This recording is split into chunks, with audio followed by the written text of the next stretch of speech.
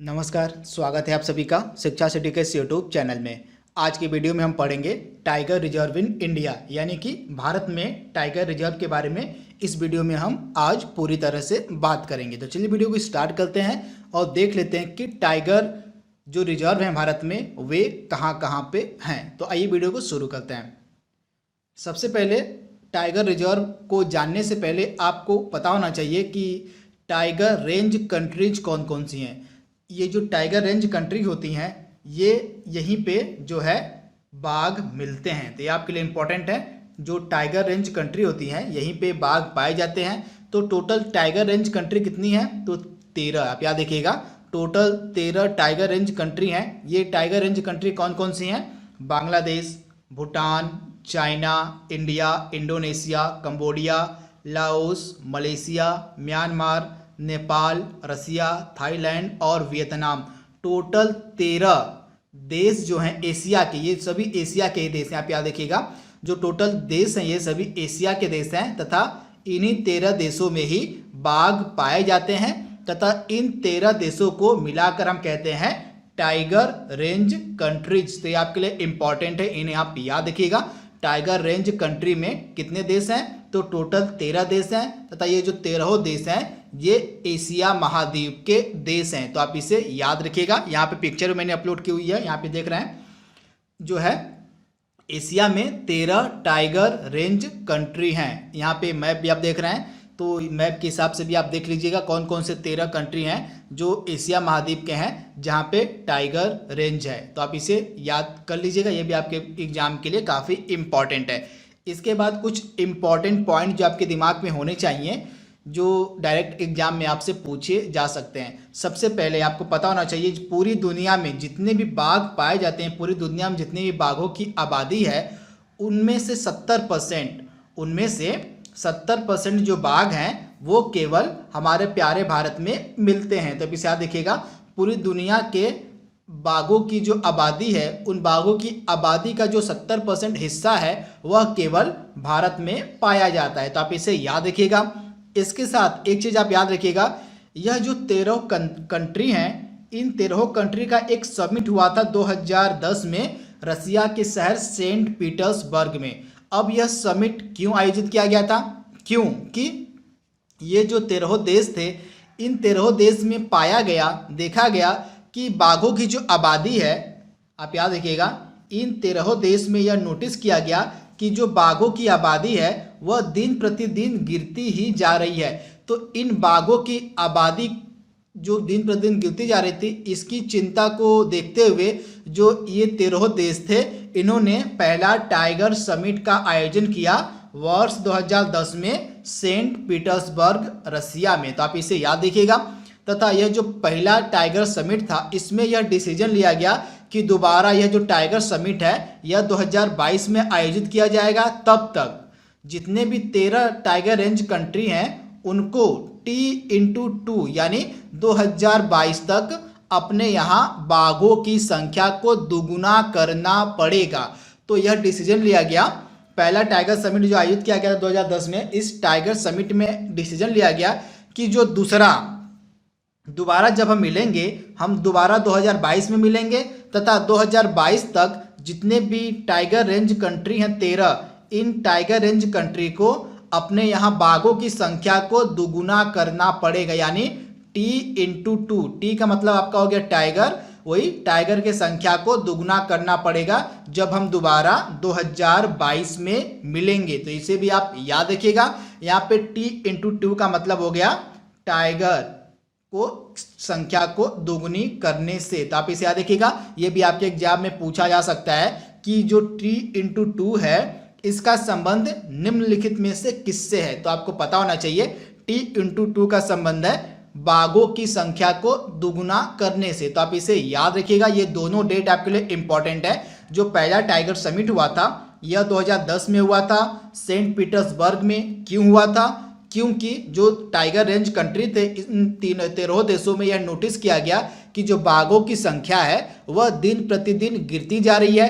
तो इन बाघों की संख्या जो दिन प्रतिदिन गिरती जा रही थी इस पर जो है महत्वपूर्ण निर्णय लेने के लिए 2010 में पहला टाइगर समिट किया गया था, तथा इस टाइगर समिट में पहला जो टाइगर समिट किया गया था उस टाइगर समिट में यह बताया गया कि अब हम दोबारा 2022 में मिलेंगे।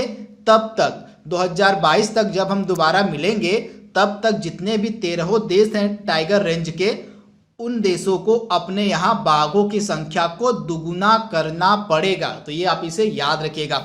अब यह जो 2022 का डेट है, 2022 का ये डेट क्यों रखा गया? क्योंकि जो 2022 है यह चाइनीज ईयर ऑफ टाइगर्स है, इसी कारण से 2022 का डेट रखा गया। 2022 का जो डेट है यह है चाइनीज ईयर्स ऑफ टाइगर्स होने के कारण 2022 का डेट रखा गया था।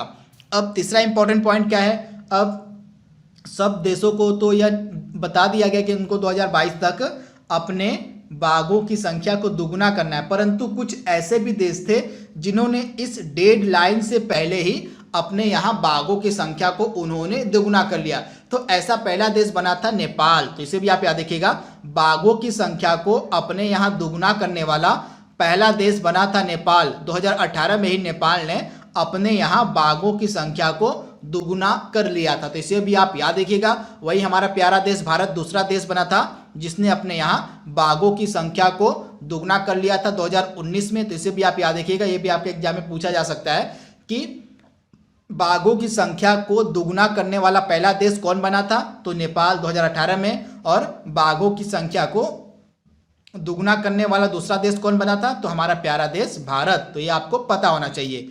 इसके बाद अन्य इंपॉर्टेंट पॉइंट की अगर हम बात करें तो हमारी जो इंडियन गवर्नमेंट है वह प्रत्येक 4 साल के अंतराल के बाद बाघों की संख्या को गिनती है। तो आप इसे याद रखिएगा, हमारी जो इंडियन गवर्नमेंट है वह प्रत्येक 4 साल के बाद बाघों की संख्या को गिनती है। इसको हम कहते हैं ऑल इंडिया टाइगर एस्टिमेशन, यानी भारत में हर 4 साल की अवधि में अखिल भारतीय बाघ अनुमान कार्यक्रम यानी ऑल इंडिया टाइगर समिट का आयोजन किया जाता है।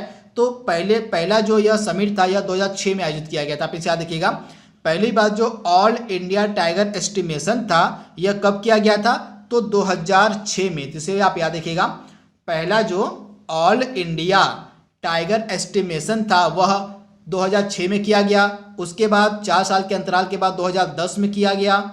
उसके बाद तीसरा किया गया 2014 में, और हाल ही में 2018 की रिपोर्ट भी प्रकाशित की गई, यानी जो चौथा टाइगर एस्टिमेशन रिपोर्ट थी, मतलब जो ऑल इंडिया टाइगर एस्टिमेशन था हाल ही में जो लेटेस्ट है वह 2018 में किया गया है हाल ही में। तो इसे आप याद रखिएगा, तथा इसी 2018 की रिपोर्ट के बारे में भी हम आगे बात करेंगे। तो जैसा कि मैंने आपको बताया, हाल ही में 2018 की ऑल इंडिया एस्टिमेशन रिपोर्ट 2019 में आई है, तथा इस रिपोर्ट में बताया गया है कि भारत ने बाघों की संख्या को अपने यहाँ दुगुना कर दिया, यानी T/2, यानी टाइगर्स की जो संख्या है वह दुगुनी कर दी गई है भारत में 2019 तक। तो इसे आप याद रखिए, तथा यह किस आधार पर बताया गया? तो 2018 की जो ऑल इंडिया एस्टिमेशन रिपोर्ट थी जो 2019 में जारी की गई, उस रिपोर्ट के आधार पर यह बताया गया कि जो भारत है उसने 2019 में अपने यहाँ बाघों की संख्या को उसने दुगुना कर लिया है। तो आप इसे याद रखिएगा।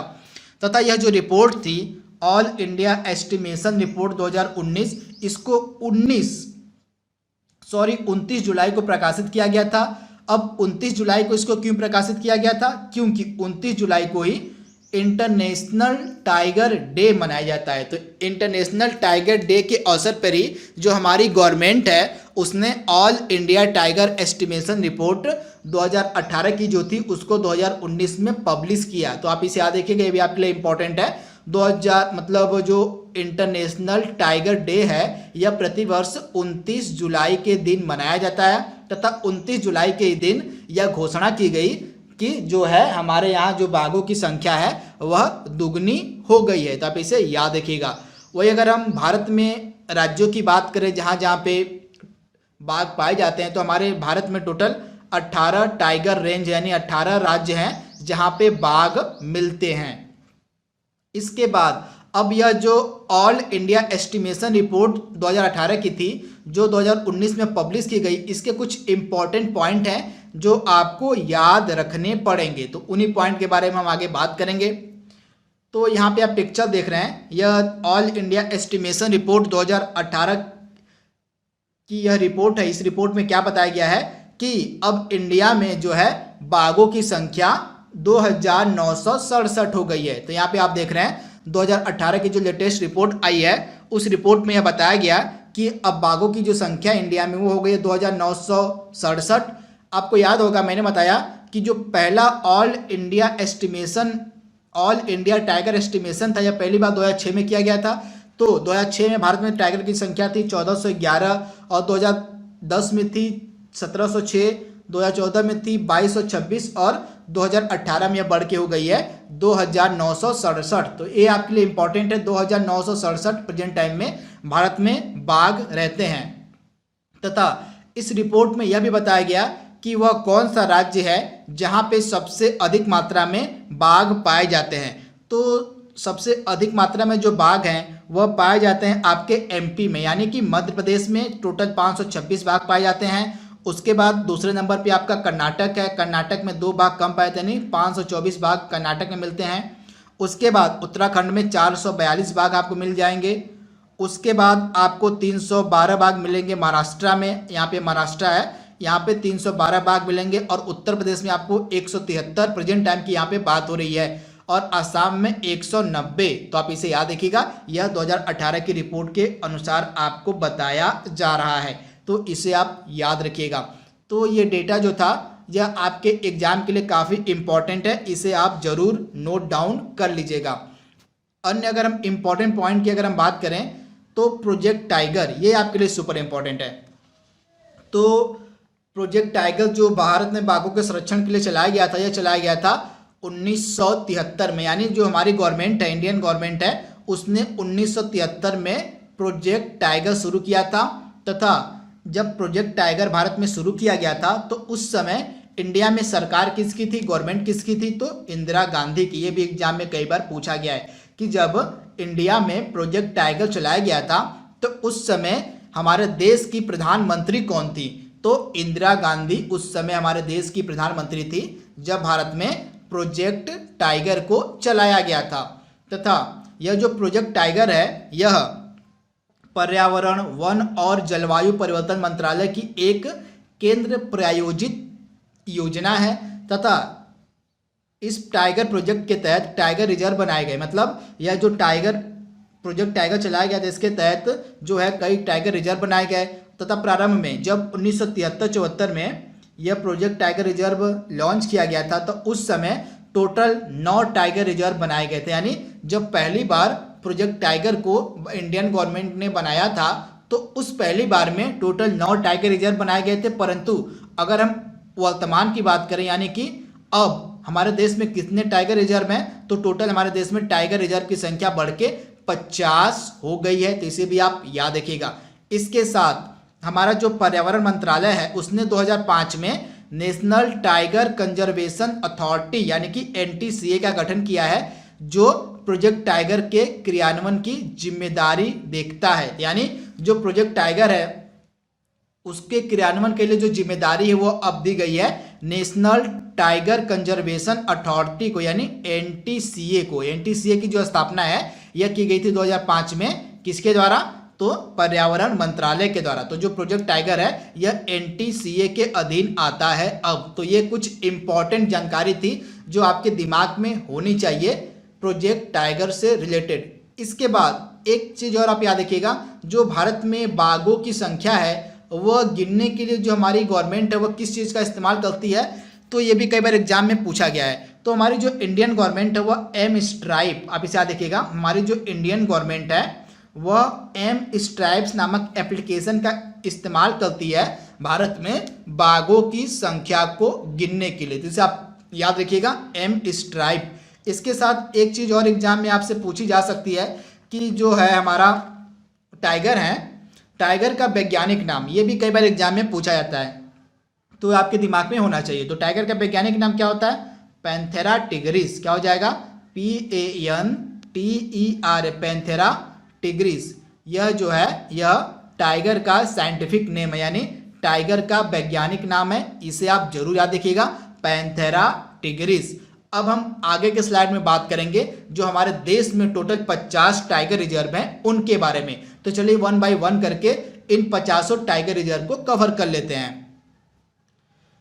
तो सबसे पहले कर्नाटक में पाया जाता है आपका बांदीपुर टाइगर रिजर्व। इसकी स्थापना की गई थी 1973-74 में। इसे आप याद रखिएगा, जो बांदीपुर टाइगर रिजर्व है इसकी स्थापना कब की गई थी?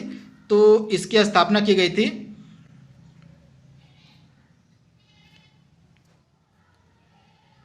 तो जो बांदीपुर टाइगर रिजर्व है इसकी स्थापना कब की गई थी? 1973-74 में तथा यह कर्नाटका में है। उसके बाद उत्तराखंड में आपको मिलेगा जिम कॉर्बेट नेशनल पार्क, जो अब एक टाइगर रिजर्व भी है तथा यह हमारे देश का पहला टाइगर रिजर्व है जिम कॉर्बेट। इसे आप याद रखिएगा, जो जिम कॉर्बेट है यह हमारे देश का पहला टाइगर रिजर्व है जो कि 1973-74 में बना था तथा इसका इससे पहले नाम क्या था? तो इससे पहले इसका नाम था हेली नेशनल पार्क। इसे आप याद रखिएगा, इससे पहले जो जिम कॉर्बेट था इसका नाम था हेली नेशनल पार्क। तो इसे आप याद रखिएगा, यह उत्तराखंड में है। वहीं कान्हा जो है यह मध्य प्रदेश में है। उसके बाद जो असम है, असम में मनास, आप याद रखिएगा, असम में मनास नामक टाइगर रिजर्व है तथा यह वर्ल्ड हेरिटेज साइट भी है यूनेस्को की। तो इसे भी आप याद रखिएगा, जो असम का टाइगर रिजर्व है मनास, यह वर्ल्ड हेरिटेज साइट भी है यूनेस्को की। तो इसे भी आप याद रखिएगा। इसके बाद आपको महाराष्ट्र में मिलेगा मेलघाट टाइगर रिजर्व। तो इसे भी आप याद रखिएगा, महाराष्ट्र में इसके बाद आपको मेलघाट टाइगर रिजर्व मिलेगा। इसके बाद आपको झारखंड में एक ही टाइगर रिजर्व मिलेगा जिसका नाम है पलामू टाइगर रिजर्व। तो झारखंड में मात्र एक टाइगर रिजर्व है जिसका नाम है पलामू टाइगर रिजर्व। उसके बाद आपको राजस्थान में मिलेगा रणथंभौर टाइगर रिजर्व। उसके बाद उड़ीसा में आपको मिलेगा सिमलीपाल टाइगर रिजर्व। उसके बाद वेस्ट बंगाल में आपको मिलेगा सुंदरवन। आप इसे याद रखिएगा, जो पश्चिम बंगाल है यहाँ पे आपको मिलेगा टाइगर रिजर्व कौन सा? तो पश्चिम बंगाल में आपको टाइगर मिलेगा कौन सा? टाइगर रिजर्व मिलेगा सुंदरवन टाइगर रिजर्व। तथा यह जो सुंदरवन टाइगर रिजर्व है यह यूनेस्को की वर्ल्ड हेरिटेज साइट का हिस्सा भी है। तो मैं आपको जो इम्पोर्टेंट टाइगर रिजर्व हैं तथा उनसे जो इम्पोर्टेंट फैक्ट एग्जाम में पूछे हैं तो उनको मैं आपको साथ साथ बताते चल रहा हूँ। जैसे यूनेस्को की वर्ल्ड हेरिटेज जो साइट है उसमें कौन कौन से टाइगर रिजर्व सम्मिलित है उनको मैं आपको बताते चल रहा हूँ, जिससे आपको पूरी जानकारी उस टाइगर रिजर्व के बारे में हो सके। हमेशा एग्जाम में कभी कभी ये भी पूछ लेता है कि वह कौन सा टाइगर रिजर्व है जो यूनेस्को की वर्ल्ड हेरिटेज साइट में जिसको रखा गया है, तो ये भी आपके दिमाग में होना चाहिए। तो जो सुंदरवन है यह यूनेस्को की वर्ल्ड हेरिटेज साइट में है तथा यह वेस्ट बंगाल में है तथा यह जो सुंदरवन का टाइगर रिजर्व है यहाँ पे रॉयल बंगाल टाइगर्स मिलते हैं। कौन कौन से?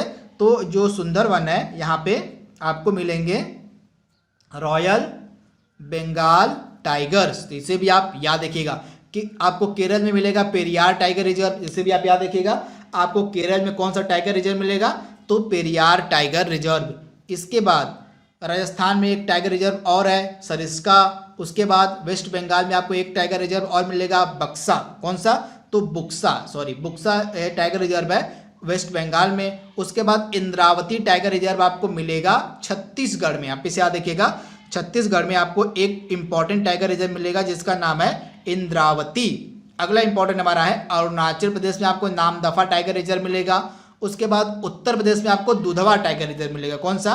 तो उत्तर प्रदेश जो है आपको वहां पे उत्तर प्रदेश में आपको दुधवा टाइगर रिजर्व मिलेगा। इसके बाद तमिलनाडु में आपको कौन सा टाइगर रिजर्व मिलेगा? तो तमिलनाडु में आपको मिलेगा कलक मुंदथुरई। कौन सा? तो कलक मुंदथुरई जो टाइगर रिजर्व है यह आपको मिलेगा तमिलनाडु में। इसके बाद बिहार में भी एक टाइगर रिजर्व जिसका नाम है वाल्मीकि टाइगर रिजर्व। उसके बाद मध्य प्रदेश का यह टाइगर रिजर्व है पेंच टाइगर रिजर्व, जो कि आपके एग्जाम के लिए सुपर इंपॉर्टेंट है क्योंकि यह जो पेंच टाइगर रिजर्व है यहीं पर रुडयार्ड किपलिंग को प्रेरणा मिली थी जंगल बुक लिखने के लिए। आप याद रखिएगा, जो जंगल बुक लिखी गई है रुडयार्ड किपलिंग के द्वारा, उनको पेंच टाइगर रिजर्व में ही प्रेरणा मिली थी जंगल बुक लिखने की। तो आप इसे याद रखिएगा। अगला हमारा है महाराष्ट्र में एक और टाइगर रिजर्व आपको मिलेगा तबोदा अंधरी। कौन है? तो तबोदा अंधरी जो टाइगर रिजर्व है यह आपको महाराष्ट्र में मिलेगा तदोबा। अगला है मध्य प्रदेश में एक और मिलेगा आपको बांधवगढ़। कौन सा? तो मध्य प्रदेश में एक और टाइगर रिजर्व जिसका नाम है बांधवगढ़। अगला इंपॉर्टेंट हमारा है, मध्य प्रदेश में एक और टाइगर रिजर्व है पन्ना टाइगर रिजर्व। उसके बाद मिजोरम में आपको मिलेगा डंपा टाइगर रिजर्व। उसके बाद भद्रा टाइगर रिजर्व आपको कर्नाटका में मिलेगा। उसके बाद महाराष्ट्र में आपको मिलेगा पेंच टाइगर रिजर्व। यह जो पेंच टाइगर रिजर्व है इसका कुछ जो हिस्सा है वह महाराष्ट्र में भी पाया जाता है, तो इसे भी आप याद रखिएगा। अगला है अरुणाचल में कौन सा है, तो पक्के और पखुई, पक्के इसको भी कह सकते हैं, या पखुई टाइगर रिजर्व जो है यह अरुणाचल में मिलता है, तो इसे आप याद रखिएगा। तथा अरुणाचल में ही एक चीज़ आप नोट डाउन कर लीजिएगा, जो अरुणाचल प्रदेश है इसमें हमारे देश का 50वां टाइगर रिजर्व बनाया गया है। कौन सा 50वां टाइगर रिजर्व है, तो कामलांग। जो कामलांग टाइगर रिजर्व है यह हमारे देश का 50वां टाइगर रिजर्व है तथा यह अरुणाचल प्रदेश में ही बनाया गया है। आगे के स्लाइड में आपको इसके बारे में और बताऊंगा। अगला हमारा है असम। असम में आपको नामेरी टाइगर रिजर्व मिलेगा। उसके बाद मध्य प्रदेश में आपको सतपुरा टाइगर रिजर्व मिलेगा। उसके बाद तमिलनाडु में आपको अन्नामलाई टाइगर रिजर्व मिलेगा। उसके बाद छत्तीसगढ़ में आपको मिलेगा उदंती सिट्टा नदी। क्या हो जाएगा, उदंती सिट्टा नदी जो है यह आपको छत्तीसगढ़ में मिलेगा टाइगर रिजर्व। इसके बाद अगला हमारा है सतकोसिया टाइगर रिजर्व जो कि आपको उड़ीसा में मिलेगा। अगला टाइगर रिजर्व इंपॉर्टेंट आपके लिए जो है यूनेस्को की वर्ल्ड हेरिटेज साइट भी है, इसका नाम है काजीरंगा टाइगर रिजर्व। तो जो यह जो काजीरंगा टाइगर रिजर्व है यह यूनेस्को की वर्ल्ड हेरिटेज साइट का हिस्सा भी है, तो इसे भी आप याद रखिएगा। तथा यह जो काजीरंगा टाइगर रिजर्व है यह आपको असम में मिलेगा। कहाँ मिलेगा, तो असम में आपको मिलेगा जो है काजीरंगा टाइगर रिजर्व। तथा यह जो काजीरंगा टाइगर रिजर्व है यह एक सींग के गैंडे के लिए भी फेमस है। ये आपके लिए इंपॉर्टेंट है, जिनको हम राइनोज कहते हैं, एक सींग वाले गैंडे के लिए भी फेमस है जो है काजीरंगा टाइगर रिजर्व। इसके बाद छत्तीसगढ़ में आपको मिलेगा अचानक मार टाइगर रिजर्व। उसके बाद कर्नाटका में आपको मिलेगा दांदेली अंसी टाइगर रिजर्व, इसको काली टाइगर रिजर्व भी कहते हैं। उसके बाद मध्य प्रदेश में आपको मिलेगा एक और इंपॉर्टेंट टाइगर रिजर्व जिसका नाम है संजय डुबरी। क्या है, तो संजय डुबरी जो टाइगर रिजर्व है ये आपको मध्य प्रदेश में मिलेगा। उसके बाद तमिलनाडु में एक और टाइगर रिजर्व आपको मिलेगा मुदुमलई। क्या है, मुदुमलई टाइगर रिजर्व। अगला इंपॉर्टेंट है कर्नाटक। तो कर्नाटक में एक और इंपॉर्टेंट टाइगर रिजर्व इसका नाम है नागरहोल। क्या है, तो नागरहोल जो है यह इंपॉर्टेंट टाइगर रिजर्व है कर्नाटका का। उसके बाद आपको केरल में एक और इंपॉर्टेंट टाइगर रिजर्व मिलेगा जो लगातार एग्जाम में पूछा था, इसका नाम है पराम्बीकुलम। क्या नाम है, तो पराम्बीकुलम टाइगर रिजर्व। उसके बाद सह्याद्री टाइगर रिजर्व महाराष्ट्र में मिलेगा। सह्याद्री को हम पश्चिमी घाट भी कहते हैं, आप याद रखिएगा, पश्चिमी घाट को सह्याद्री कहा जाता है। तथा यह जो सह्याद्री टाइगर रिजर्व है ये आपको महाराष्ट्र में मिलेगा। उसके बाद कर्नाटका में आपको मिलेगा बेलगिरी रंगनाथम टेम्पल जो कि टाइगर रिजर्व है। इसके बाद तेलंगाना में आपको कवल टाइगर रिजर्व मिलेगा। कौन सा, तो कवल टाइगर रिजर्व जो है यह तेलंगाना में मिलेगा। इसके बाद Sathyamangalam tiger reserve super important है आपको, जैसा कि मैंने बताया all India tiger estimation report जो 2018 हाल ही में जारी की गई थी, इस रिपोर्ट में बेस्ट टाइगर रिजर्व का अवार्ड दिया गया था सत्यमंगलम टाइगर रिजर्व जो कि तमिलनाडु में है। तो आप इसे याद रखिएगा, सत्यमंगलम टाइगर रिजर्व जो कि तमिलनाडु में है उसको बेस्ट टाइगर रिजर्व का अवार्ड दिया गया था 2018 की जो टाइगर रिपोर्ट पब्लिश की गई है उसमें, तो इसे आप याद रखिएगा। राजस्थान में आपको मिलेगा मुकुंदरा हिल्स टाइगर रिजर्व। उसके बाद महाराष्ट्र में आपको मिलेगा नवेगांव नागजीरा टाइगर रिजर्व। उसके बाद नागार्जुन श्रीशैलम टाइगर रिजर्व जो हमारे देश का सबसे बड़ा टाइगर रिजर्व है, आंध्र प्रदेश में पाया जाता है। इससे आप याद रखिएगा, हमारे देश का जो सबसे बड़ा टाइगर रिजर्व है नागार्जुन श्रीशैलम टाइगर रिजर्व, ये आपको मिलेगा आंध्र प्रदेश में। इसके बाद अमराबाद टाइगर रिजर्व आपको मिल जाएगा तेलंगाना में। उत्तर प्रदेश में आपको मिलेगा पीलीभीत टाइगर रिजर्व। तथा यह जो पीलीभीत टाइगर रिजर्व है यह आपको मिलेगा नेपाल के बॉर्डर के पास। किसके पास, तो नेपाल के बॉर्डर के पास आपको मिलेगा पीलीभीत टाइगर रिजर्व। इसके बाद आपको मिलेगा महाराष्ट्र में बोर टाइगर रिजर्व। उत्तराखंड में एक और टाइगर रिजर्व है जिसका नाम है राजाजी टाइगर रिजर्व।